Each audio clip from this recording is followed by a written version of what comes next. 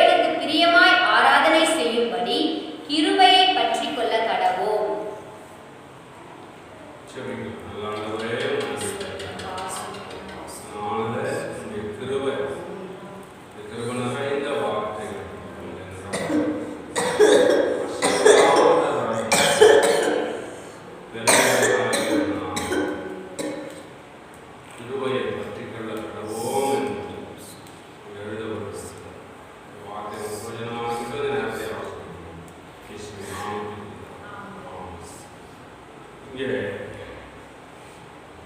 அசைவில்லாத ராஜ்யத்தை பெறுகிறவர்களாகிய நாம் பயத்தோடும் பக்தியோடும்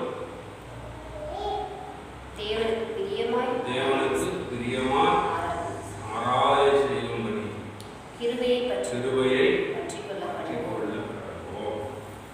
இந்த கிருபையை பற்றி கொள்ள, கிருபை என்றால் கிருபைன்னா இப்ப நிறைய பேர் நாம சொல்றோம் கிருபை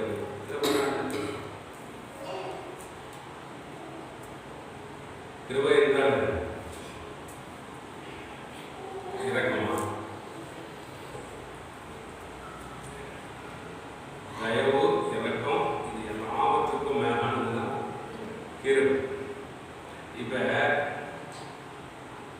ஒரு உதாரணமா சொல்றேன். கிருபை என்றால் இப்ப வெளியில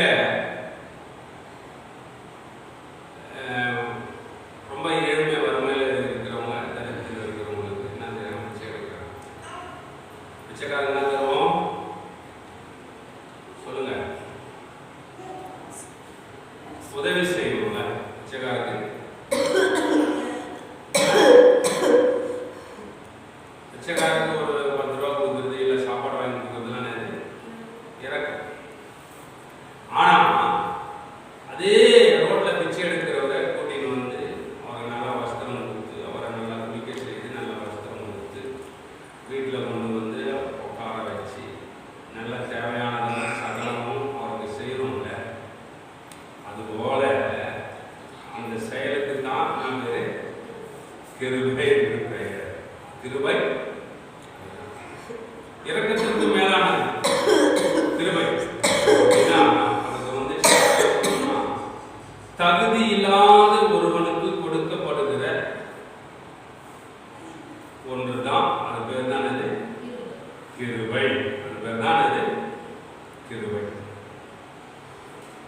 அப்ப இந்த கிருபை தான் நம்ம எல்லாருக்குமாகவும் கிறிஸ்து இயேசுவின் மூலமாய் நமக்கு வந்ததனால்தான் நாம் அனைவரும் இயேசுவுடைய பிள்ளையாய் நாம் தெரிந்து கொள்ளப்பட்டிருக்கிறோம். ஹல்லேலூயா. நமக்கு கூட தகுதியில்லாத நமக்கு தேவன் தந்த ஒரு மிகப்பெரிய காரியம் இது இந்த கிருபை. ஹல்லேலூயா. இந்த கிருபை ஏன் ஒரு மனிதனுக்கு கொடுக்கப்படுகிறது என்றால், சொல்றார், அசைவில்லாத காரியத்தை பெறுகிற நமக்கு தேவன் தருகிறது கிருபை. அது அசைவில்லாத ராஜ்யத்தை பெறுகிறதுக்கு என்ன வேணும்? கிருபை வேணும். இன்னைக்கு அநேக ராஜ்யங்கள் உண்டு. இப்போ ஒரே எலெக்ஷன் வரும்போது 5 வருஷம் அதனுடைய பக்கப்படுத்த ஒரு முதலமைச்சராக இருப்பது 5 வருஷம் அதான். ஆனா பல ராஜ்யங்கள் முன்னதாக தோன்றினது. பெரிய பேரரசு என்று சொல்லப்படுகிற 7 சாம்ராஜ்யம் பூமியில செஞ்சது தோன்றினது. பல சிற்றரசுகள் தோன்றினார்கள். எல்லாமே ஒரு முடிவுக்கு வந்துச்சு, எல்லாம் அழிஞ்சு போச்சு. ஆனா தேவன் நமக்காக வைத்திருக்கிற ஒரு ராஜ்யம் உண்டு. அந்த ராஜ்யம் தான் இது அசைவில்லாத ராஜ்யம். ஹல்லேலூயா. 1000 வருஷம், 1000 வருஷத்துக்கு அப்புறமா நித்திய ராஜ்யம் என்று பெயர். ஹல்லேலூயா. அதை பெற்றுக்கொள்ள நமக்கு தேவன் தருகிறது தான் இது கிருபை. இந்த கிருபையை நாம் என்ன செய்வோம்? கற்றுக்கொள்ள விடக்கூடாது. கிருபை என்ன செய்வது? விட்டு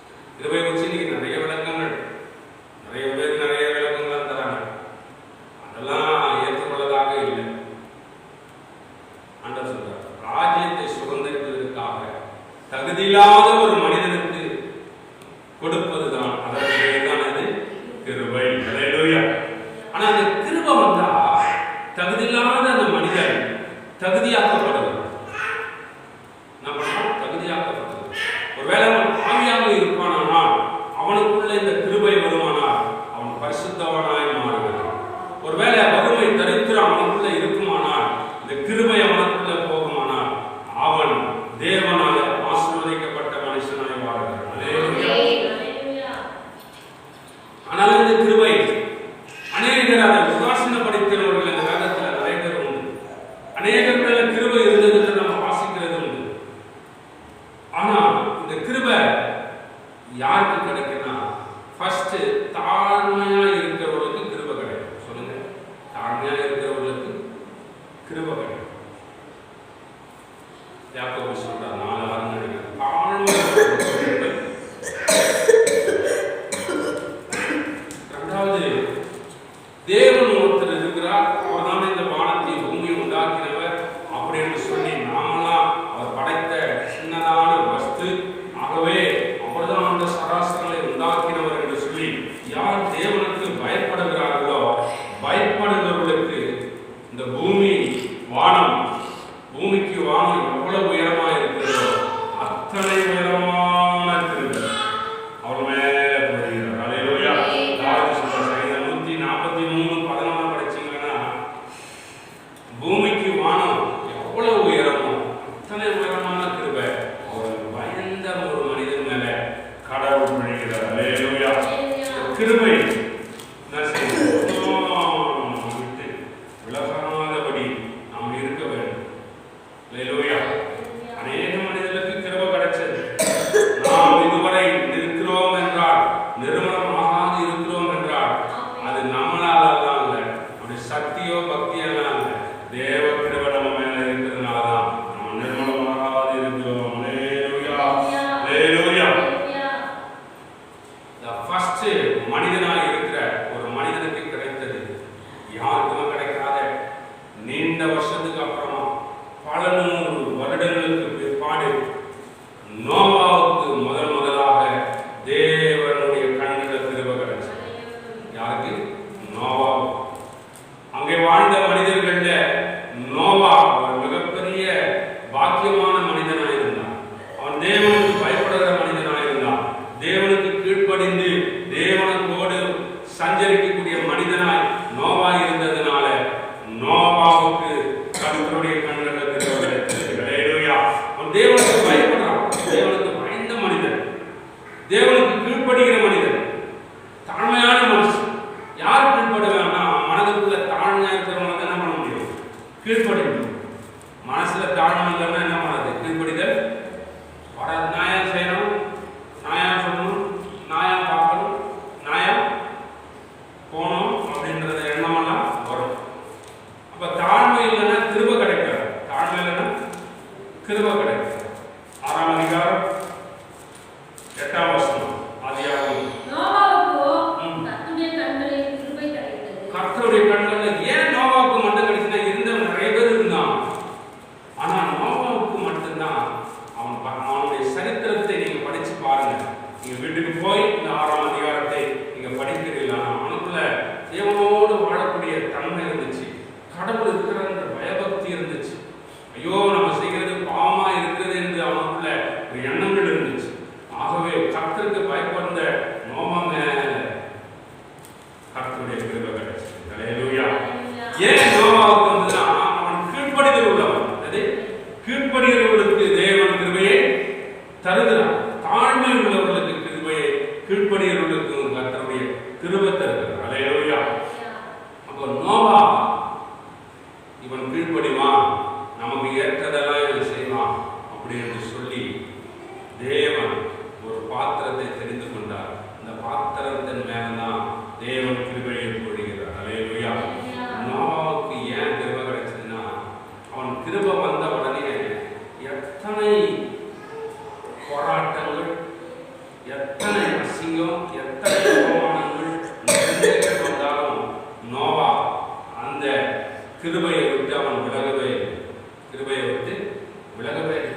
ஒரு மனிதன் மேல தேவன் கொடுக்கிற கிருபையை என்ன செய்யக்கூடாது? நம்ம என்ன செய்யக்கூடாது? விலகக்கூடாது. கிருபை அதுல இருந்து நம்ம வெளியே வர பார்க்கணும். கிருபையை நம்ம பற்றி கொண்டிருக்கணும்.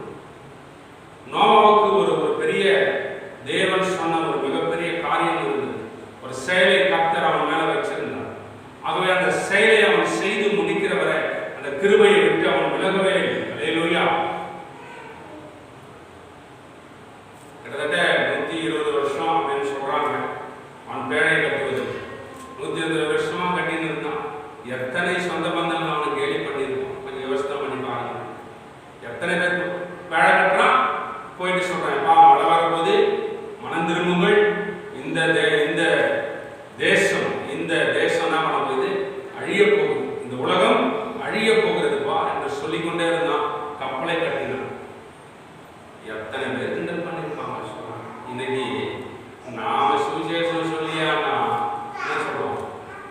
ஐயோ எனக்கு வெட்கமானதே, என்ன சொல்றோம்?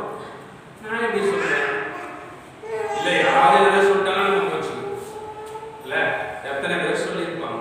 ஒருவேளை மாமாவுக்கு இந்த சொந்த பந்தெல்லாம் சொல்லியிருப்பாங்க, பைத்தியக்காரியா இருந்தாலே மழையே வரல இவன் வந்து பேழை கட்டுறேன், கப்பலே இல்லை. யோ இப்ப சொல்றேன், உதாரணம் நான் சொல்றேன். யோ நிலத்துல கப்பல் கட்டுறான் பாருயா, ஆறு இல்லை கடலும் இல்லை, ஆனா இங்க என்ன பண்ணிட்டு இருக்கான், இவ்வளவு பெருசா கட்டுறானே, இது எப்படி தூங்கி போய் கடல் ஓட்டுமான்னு சொல்லியிருப்பாங்க, சொல்லியிருப்பாங்கல்ல, கிண்டல் பண்ணியிருப்பாங்கல்ல. ஆனா எதை பத்தி என்ன செய்யலாம், ஃபீலே பண்ணல, கவலையே படலை. அவன் பாட்டுக்கு அவன் வேலை செஞ்சு கொண்டே இருந்தான், கப்பலை கட்டி முடித்தான். அல்லேலூயா. இரண்டாவது எபிரேயர் எழுதியிருக்கும் 11ஆம் அதிகாரம் 7ஆம் வசனம் நினைக்கிறேன், வாசிங்க பார்க்கலாம். விசுவாசத்தினாலே நோவா தற்காலத்திலே காணாதவைகளை குறித்து தேவ எச்சரிப்பு பெற்று பயபக்தி உள்ளவனாகி தன் குடும்பத்தை ரட்சிப்பதற்கு பேழையை உண்டு பண்ணினான். அவன் தன் குடும்பத்தை ரட்சித்து அந்த அழிவிலிருந்து மீட்டெடுக்க நோவாவுக்கு கர்த்தருடைய கண்களில் கிருபை கிடைச்சது. அல்லேலூயா. இன்றைக்கு கூட கடவுள் உங்கள் மேல, உங்க வீட்டுல நீங்க ஒருத்தர் தான் ரட்சிக்கப்பட்டிருக்கீங்க, இயேசுவா தெரிஞ்சிருக்கீங்கன்னா, உங்க மேல தேவ கிருபையை கர்த்தர் வைத்திருக்கிறாருன்னா, உங்கள் மூலம் உங்க குடும்பம் முழுவதையும் பாதுகாக்கப்பட, அழிவிலிருந்து மீட்கப்பட கடவுள் ஒரு மனிதனையோ ஒரு மனிதன் மீதையோ கர்த்தர் கிருபையை பொழிகிறார். அல்லேலூயா. இந்த கிருபையினால நாம குடும்பத்தை அழிவிலிருந்து போராட்டம் வரும், பிரச்சனைகள் வரும், நிந்தைகள் வரும், வராமையாக இருக்கும், எல்லாம் வரதான் செய்யும். ஆனா எல்லாவற்றிலும் தாங்கக்கூடிய கிருபை. அல்லேலூயா. சொல்லுங்க பார்க்கலாம். இந்த கிருபையை நம்ம தான் செய்யணும், கற்றுக்கொள்ளணும், சரியாக நோவா இந்த கிருபையை அவர் யூஸ் பண்ண, சரியாக அதை பிரயோஜனப்படுத்த, வீணான மாயை பற்றி கொள்ளுகிறவர்கள் தங்களுக்கு வருகிற கிருபையை போக்கடிக்கிறார்கள். யோனான் புஸ்தகம் 2ஆம் அதிகாரம் 8ஆம் வசனத்தில் வார்த்தையினா, பொய்யான மாயை பின்பற்றுகிறார்கள், தங்களுக்கு வருகிற கிருபையை போக்கடிக்கிறார்கள். ஆனால் நோவா அப்படியெல்லாம் இல்லைங்க.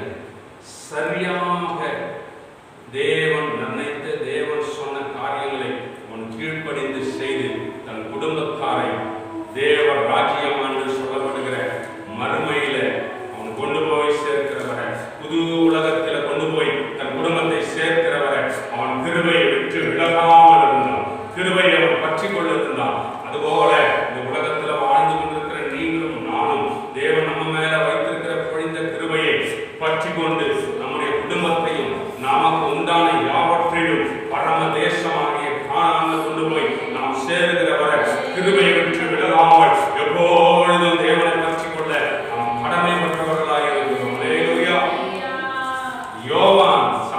யோனா தனக்கு வந்த கிருபையை நான் செஞ்சான், பொய்யான உலகத்துக்காக, உலகத்தினுடைய ஆசை இச்சைகளுக்காக, ஆசாபாசத்திற்காக, உலக காரியங்களுக்காக நமக்கு வருகிற கிருபையை ஒரு நாள் நம்ம போக்கடிக்காது. நாம் எப்பொழுதும் என்ன செய்யணும், கிருபையை பற்றி கொள்ள வேண்டும். அல்லேலூயா. கிருபையை நம்ம பற்றி கொள்ள, கிருபையை நம்ம எப்பொழுதும் பற்றி கொண்டார். ஒரு நாள் தேவ கிருபை நம்மளை வெற்றி விலகாத இருக்கும். அல்லேலூயா. அல்லேலூயா. தேங்க்யூ. கர்த்தர் நல்லவர், நல்லவர். அல்லேலூயா. Thank you Jesus. பவுல் சொல்றதை நீங்க வாசிங்க. இன்னும் 15ஆம் அதிகாரம் 10ஆம் வசனத்தை நீங்க வாசித்தீங்க, வாசிங்க. பவுல் சொல்றதை வாசிங்க.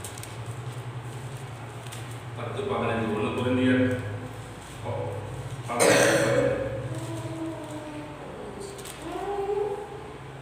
ஆகிலும் நான் இருக்கிறது தேவ கிருபையினாலே,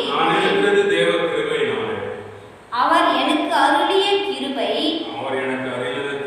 விருதாவாய் இருக்கவில்லை. அவருக்கு எல்லோரிலும்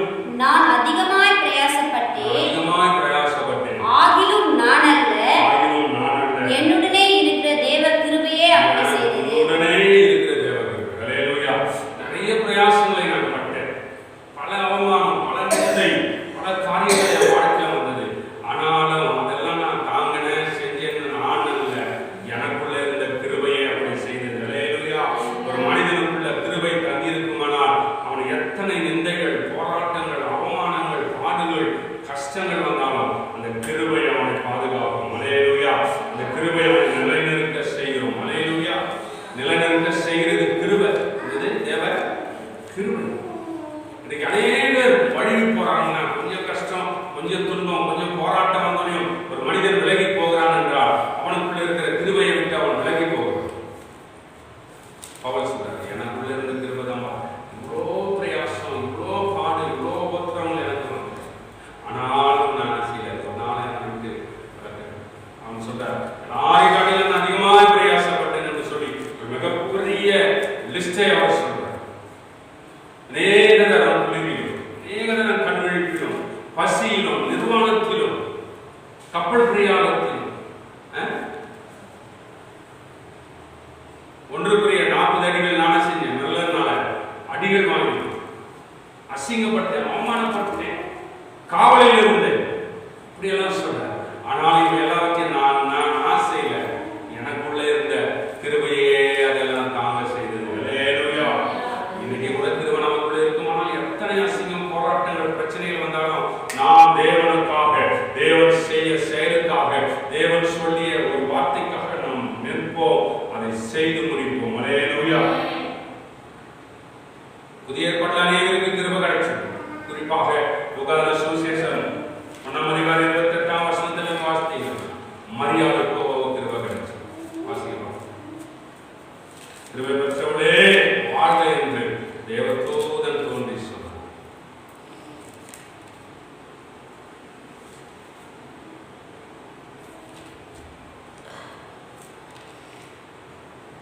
அவள் இருந்த வீட்டிலே தேவதூதன் பிரவேசித்து, கிருபை பெற்றவளே வாழ்க, கர்த்தர் உம்மோடு இருக்கிறார், ஸ்திரீகளுக்குள்ளே நீ ஆசீர்வதிக்கப்பட்டவள் என்றார். அல்லேலூயா. நிறைய பேர் இருந்தாங்க நாட்களில். ஆனா தாழ்மை இருந்த மரியாளுக்கு நான் கிருபை பார்ப்பதற்கு தாழ்மையானவர்கள் தான். ஆனா அவர்களுக்குள்ள தேவ கிருபை வந்துச்சு. அல்லேலூயா. அந்த கிருபை எத்தனை அவமானங்களை அவர் தாங்கியிருப்பாள் என்று நீங்க சற்று யோசித்து பாருங்க. தேவகுமாரனை பெற்றவர்கள் தான், ஆனாலும் எத்தனை சொல்லுங்க. கல்யாணம் திருமணம் ஆகிறதுக்கு முன்னாடியே ஒரு குழந்தை பெற்றெடுக்க போறாலும் தெரிஞ்சிருந்தா எப்படி பேசியிருக்கோம் சட்டி யோசித்து பாருங்க. எதை குறிச்சும் அவங்க என்ன பண்ணல, கலங்கவே இல்லை. யோசிப்பை கூட என்ன பண்றாரு, ரகசியமா அவருக்கே கொஞ்சம் என்ன ஆகுது, என்னப்பா கல்யாணம் பண்ணலான்னு இருந்தோம், திடீர்னு இருக்கா, சரி யாருக்கும் தெரியாத லேசான பண்ணலாம், தள்ளி கொடுக்கலாம்.